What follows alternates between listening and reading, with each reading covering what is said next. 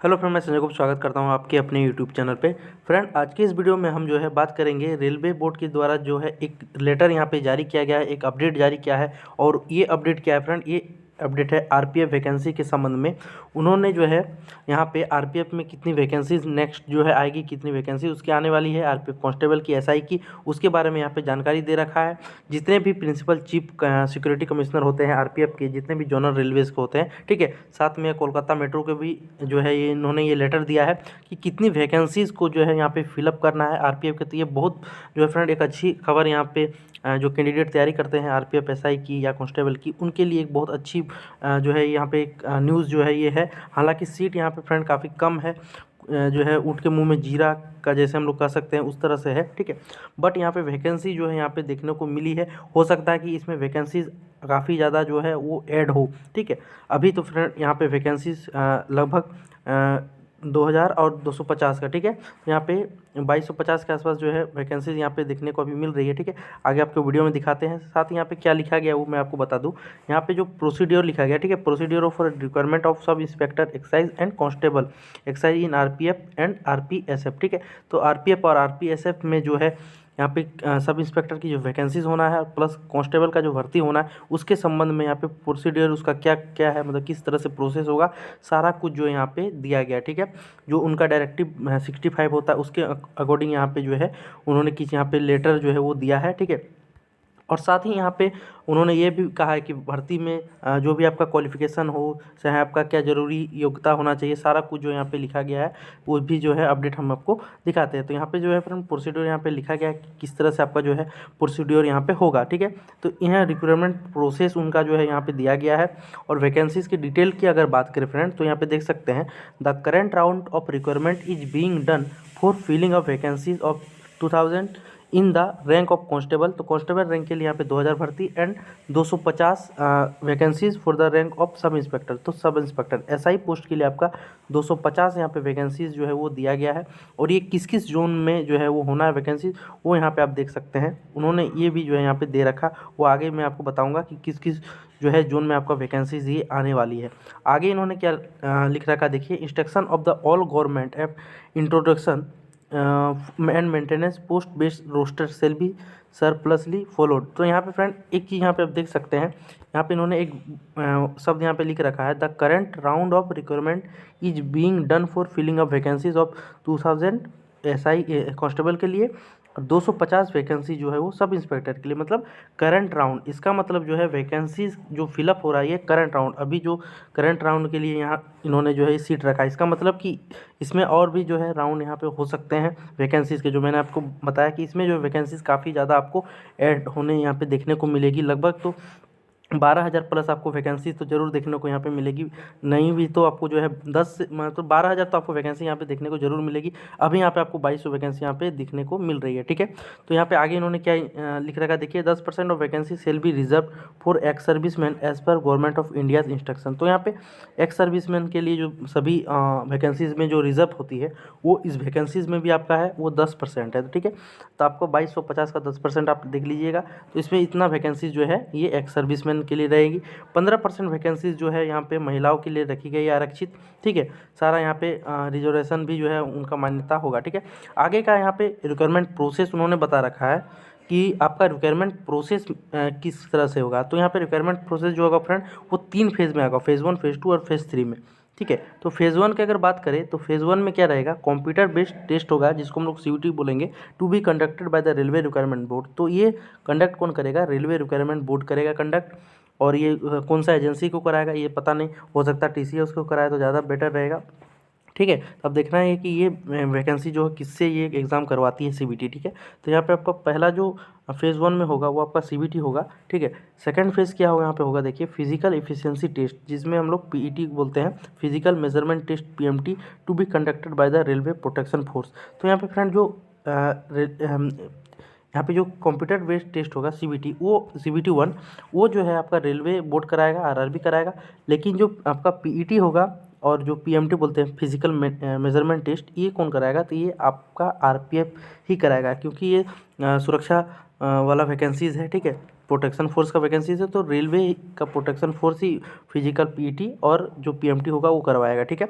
Document verification की अगर बात करें, तीसरा फेज में डॉक्यूमेंट वेरिफिकेशन होना है, और ये कौन कराएगा? रेलवे रिक्वायरमेंट पुलिस फोर्स का जो आरपीएफ के द्वारा ही ये डॉक्यूमेंट वेरिफिकेशन को भी जो है वो होना है, ठीक है। यहाँ पे इन्होंने एक नोट दे रखा है, the document verification shall be completed after PT PMT.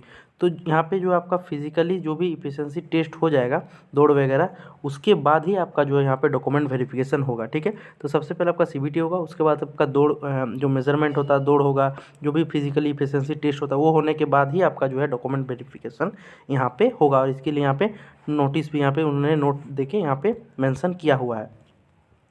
आगे की बात करें कि नॉमिनेशन ऑफ नोडल ऑफिसर, तो यहाँ पे नोडल ऑफिसर का यहाँ पे बात किया कि नोडल ऑफिसर आपका कौन होगा और कौन सा जो है आपका नोडल ऑफिस होगा, ठीक है। Rank for which requirement to be conducted, तो किस रैंक के लिए यहाँ पे कंडक्ट कराया जाएगा रिक्वायरमेंट वो देख सकते हैं।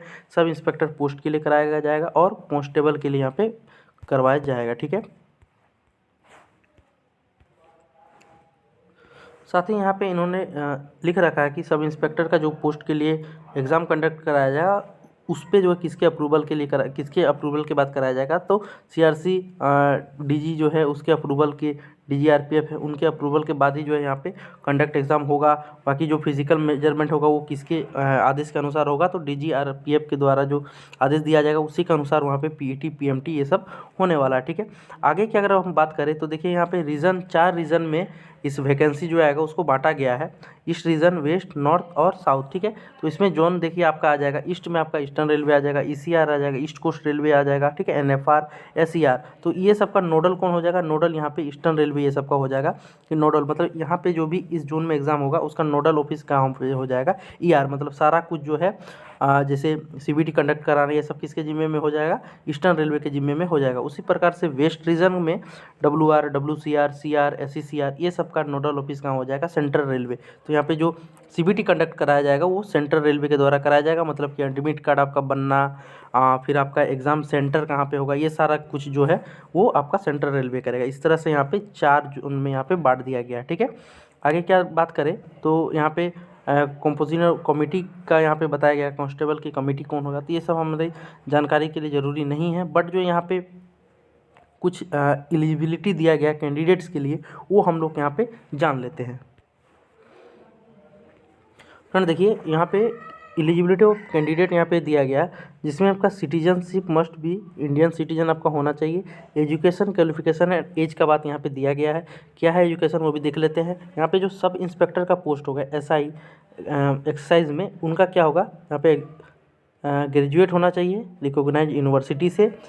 एज यहाँ पे मिनिमम 20 साल रखा गया है, मैक्सिमम आपका 25 साल रखा गया है। जो जनरल कैंडिडेट है उनके लिए कितना है? 25 साल। बाकी जो रिजर्वेशन के जो 3 साल ओबीसी का होता है छूट, प्लस 5 साल एसटी एससी का होता है, वो तो आपका यहाँ पे रहेगा ही, ठीक है। कांस्टेबल की अगर बात करें तो यहाँ पे 10th पास और इक्विवेलेंट फ्रॉम रिकॉग्नाइज बोर्ड होगा, जिसमें मिनिमम एज आपका कितना है? वो 18 साल यहाँ पे रखा गया, मैक्सिमम यहाँ पे भी जो है वो 25 साल का ही यहाँ पे रखा गया, ठीक है। मतलब कांस्टेबल के लिए आप अगर फॉर्म अप्लाई करते हैं तो ये 18 साल का होगा, ठीक है। बट आप एक बात यहाँ पे है फ्रेंड कि दोनों एग्ज़ाम के लिए आप फॉर्म को अप्लाई नहीं कर सकते, या तो आप एसआई के लिए कर सकते हैं या कांस्टेबल के लिए, ठीक है। ये तो यहाँ पे अभी नहीं दिया गया है, बट बहुत से एग्ज़ाम में इस तरह होता है, ठीक है। वो आगे आपको यहाँ पे पता चल जाएगा, जब इसका क्लियर नोटिफिकेशन आएगा उस टाइम पता चल जाएगा कि आप दोनों के लिए फॉर्म को अप्लाई कर सकते हैं या नहीं, ठीक है। अगर कर सकते तो अलग अलग हो पाएगा या नहीं, सारा कुछ जो है आपको जब नोटिफिकेशन इसका आ जाएगा उस टाइम पे यहाँ पे आपको देखने को मिल जाएगा। बात करें यहाँ पे फ्रेंड एज में रिलैक्सेशन का, यहाँ पे तो एसटी एससी को मैंने बताया आपको 5 साल का आपको मिलेगा छूट, ओबीसी को 3 साल का मिलेगा। और यहाँ पे उन्होंने डेट ऑफ बर्थ बता रखा है, ठीक है, जो जम्मू कश्मीर लद्दाख कैंडिडेट के लिए है, ठीक है, उनका यहाँ पे डेट ऑफ बर्थ बता रखा है। यूआर ईडब्ल्यूएस को वहाँ पे 5 साल मिलेगा, ओबीसी को 8 साल मिलेगा, एसटी एससी को यहाँ पे 10 साल मिलेगा, ठीक है। जो यहाँ पे आपका कश्मीर लद्दाख ये सब के बाद नॉमिनेटेड डोमिसाइल्ड है उनको, ठीक है। आगे यहाँ पे क्या रखा गया friend? Sub inspector central government employ for and other ex serviceman के लिए भी यहाँ पे रखा गया। तो ये सारा चीज़ जो है आप लोग देख लीजिएगा किस कैटेगरी में आप लोग आते हैं, उस हिसाब से आपको यहाँ पे एज में रिलैक्सेशन यहाँ पे मिलने वाला, ठीक है। अगर बात करें यहाँ पे फ्रेंड फिजिकली मेजरमेंट का, तो यहाँ पे देख सकते हैं यूआर ओबीसी के लिए मेल का हाइट कितना होना चाहिए? 165 होना चाहिए। फीमेल का कितना होना चाहिए? 157 होना चाहिए, ठीक है। चेस्ट यहाँ पे होना चाहिए 80 और आपका जो हवा भरने के बाद, सांस लेने के बाद आपका जो है, सांस भरने के बाद 85 यहाँ पे सेंटीमीटर होना चाहिए सिर्फ मेल के लिए, ठीक है। उसी तरह ST SC का हाइट कितना होना चाहिए, 160 होना चाहिए मेल के लिए, फीमेल के लिए 152 होना चाहिए, ठीक है। और यहाँ पे जो गोरखा होते हैं, मराठास होता है, उनके लिए कितना है, 163 मेल का, 155 जो है फीमेल का यहाँ पे रखा गया, ठीक है। अब बात करें फ्रेंड कि काफ़ी जो है स्टूडेंट ये क्वेश्चन कर रहे थे कि ये वैकेंसीज़ का नोटिफिकेशन है या सिर्फ एक नोटिस है, जो मतलब क्या बोलते हैं उसको, मतलब उनका अपना। तो फ्रेंड ये देखिए एक तरह से नोटिस है, प्लस यहाँ पे उन्होंने ये सारा बात भी जो है रख दिया कि कब आपका जो है नोटिस का पब्लिकेशन होगा, नोटिफिकेशन कब आएगा। तो ये देख लीजिए, यहाँ पे लिख दिया है publication of employment notice it shall be done by railway requirement board. तो यहाँ पे जो वैकेंसीज का आएगा नोटिफिकेशन, वो किसके द्वारा आएगा, रेलवे रिक्वायरमेंट बोर्ड के द्वारा। क्योंकि यहाँ पे जो CBT भी कंडक्ट कराया जाएगा, वो भी जो है वो आपके RRB के द्वारा ही यहाँ पे कराया जाएगा। इसीलिए इन्होंने यहाँ पे साफ साफ लिख रखा है कि नोटिफिकेशन आपका कब आएगा, ये रेलवे भर्ती बोर्ड जाने, ठीक है, मतलब रेलवे भर्ती बोर्ड के आदेश के बाद ही आएगा, ठीक है। The notification shall be vetted by security directed by directorate by before issue by railway requirement board. तो यहाँ पे जो सिक्योरिटी डायरेक्टरेट होते हैं, उसके उनके आने के मतलब वो जो नोटिस आएगा उसके बाद ही रेलवे रिक्वायरमेंट बोर्ड का तभी जो है नोटिफिकेशन वो आउट हो गया, ठीक है। Engagement of agencies for processing of application and conducting computer based test CBT it shall be done by railway requirement board as per their own norms. तो यहाँ पे रेलवे रिक्वायरमेंट बोर्ड का जो उनके आदेश के अनुसार ही जो है CBT यहाँ पे कंडक्ट होगा। Mode of filling of vacancies by applicant and other candidate it shall be per the norms of railway requirement board, ठीक है। तो रेलवे रिक्वायरमेंट बोर्ड जब यहाँ पे उनको एप्लीकेशन के लिए ओपन करेगी वेबसाइट, तभी जो है ऑप्शन यहाँ पे आप भर सकते हैं, मतलब अप्लाई आप कर सकते हैं, ठीक है। एग्जामिनेशन फ़ी का जो है इन्होंने भी वही कहा है कि रेलवे रिक्वायरमेंट बोर्ड के आदेश के अनुसार ही जो भी एग्जामिन फीस होगा वो लिया जाएगा। मोड ऑफ पेमेंट ऑफ फ़ी ये भी जो है रेलवे रिक्वायरमेंट बोर्ड के अनुसार होगा। किस तरह से अप्लाई करना ये भी जो है रेलवे रिक्वायरमेंट बोर्ड के अनुसार होगा। मॉडिफिकेशन उनके नियम के अनुसार होगा। इनवैलिड एप्लीकेशन, मतलब कि सारा चीज़ जो फ्रेंड अभी सिर्फ इन्होंने यहाँ पे वैकेंसीज बताया कि कितना वैकेंसीज आएगा, ठीक है, प्लस उसका जो क्या एजुकेशन क्वालिफिकेशन है वो बताया गया है, ठीक है वहाँ पे।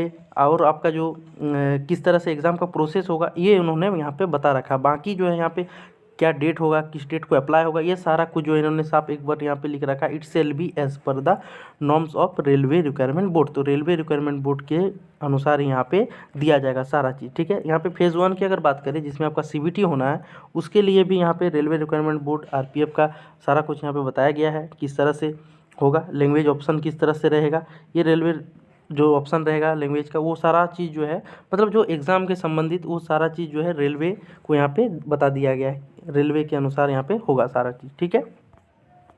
एक चीज़ यहाँ पे देख सकते हैं फ्रेंड, लिखा गया it will be necessary to obtain 35% marks 30% mark by ST SC candidate to qualify the CBT। यहाँ पे एक चीज़ यहाँ पे लिख रखा है कि जो आप CBT एग्ज़ाम देंगे उसमें आपको 35% मार्क्स जो है वो ये लाना आपको अनिवार्य है। 30% मार्क बाय ST SC, 30% आपको SC ST कैंडिडेट अगर है तो 30% जो भी एग्ज़ाम का होगा उसमें 30% आपको जो है लाना पड़ेगा, तभी आप जो है CBT क्वालिफाई कर पाइएगा, ठीक है। कटअप का बात अलग है, ठीक है, यहाँ इतना आपको लाना ही पड़ेगा, ठीक है।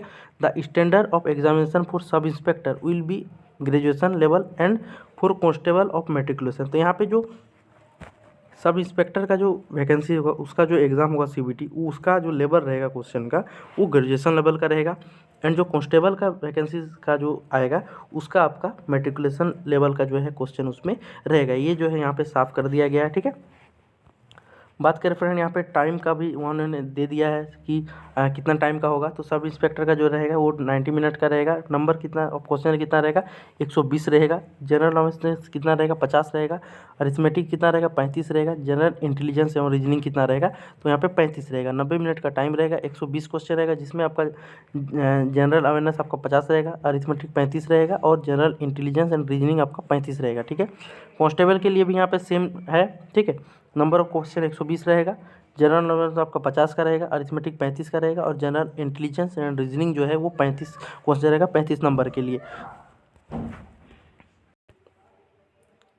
इसमें फिर माइनस मार्किंग का भी जो है बात दिया गया है। Candidate will be required to answer all question and shall be awarded 1 mark for each correct answer and 1/3 marks will be deducted for each incorrect answer. तो यहाँ पे 1/3 का जो है नेगेटिव मार्किंग यहाँ पे रखा गया है। सही अगर आपका आंसर रहा तो 1 नंबर मिलेगा, गलत रहेगा तो पर गलत उत्तर के लिए 1/3 मार्क आपका कट जाएगा। मतलब 3 गलत उत्तर देने पे आपका 1 मार्क जो है वो 1 नंबर कट जाएगा, ठीक है। The language of question will be as per the norms of railway requirement board. तो लैंग्वेज का हमें पहले ही यहाँ पे जिक्र इन्होंने कर दिया है। तो यहाँ पे बायलैंग्वेज में होगा, हिंदी रहेगा, इंग्लिश एक रहेगा ही, बाकी जो है और भी भाषा में जो है एग्ज़ाम यहाँ पे आप देख सकते हैं, ठीक है।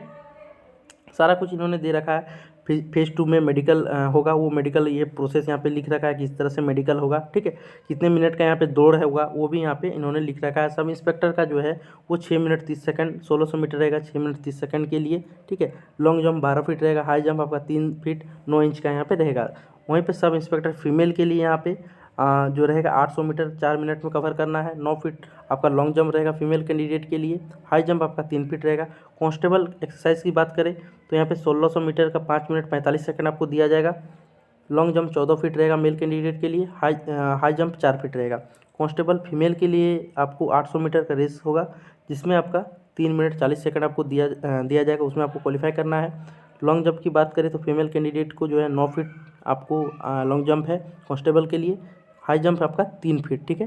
तो इस तरह का यहाँ पे जो है उन्होंने यहाँ पे दौड़ किस तरह से होगा, लॉन्ग जंप कितना रहेगा, सारा कुछ इन्होंने वहाँ पे दे रखा है। और यहाँ पे उन्होंने कुछ सर्टिफिकेट इस डॉक्यूमेंट वेरिफिकेशन के बारे में भी यहाँ पे बताया गया। तो फ्रेंड फेज़ 3 में आपका जो है वो डॉक्यूमेंट वेरिफिकेशन होना है, लेकिन उससे पहले आपको पीईटी जो है वो क्वालिफाई यहाँ पे करना पड़ेगा। जो दौड़ वगैरह है ये सब आपको, हाई जंप लॉन्ग जंप ये आपको क्वालिफाई यहाँ पे करना होगा, उसके बाद ही आपका जो है वो यहाँ पे डॉक्यूमेंट वेरिफिकेशन होगा। तो फ्रेंड इतना आप लोग ये डॉक्यूमेंट वेरिफिकेशन यहाँ पे जो है आपका जो भी डॉक्यूमेंट आप जिस बेसिस पे आप ले रहे हैं जॉब, आप कांस्टेबल वाला लीजिएगा तो आपको 10th आपका लगेगा, ठीक है। और यहाँ पे आप अगर एसआई वाला करते हैं तो आपको लगने का तो आपको 10th से ही सारा कुछ लगने वाला है, ठीक है। मेट्रिकुलेशन सर्टिफिकेट आपको लगेगा ही, ग्रेजुएशन जो दे रहे वो लगेगा ही, ठीक है।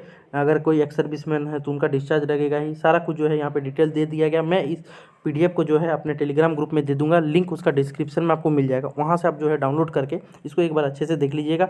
और इसमें से फ्रेंड जो भी अपडेट आएगा, जैसे ही कुछ अपडेट आएगा मैं आपको ज़रूर बताऊँगा। तो चैनल पर नए तो चैनल को सब्सक्राइब जरूर कर दीजिएगा, ठीक है, ताकि जो है आपको अपडेट मिलता रहे, ठीक है। चलिए फ्रेंड मिलते हैं नेक्स्ट वीडियो में नए अपडेट के साथ, तब तक के लिए जय हिंद।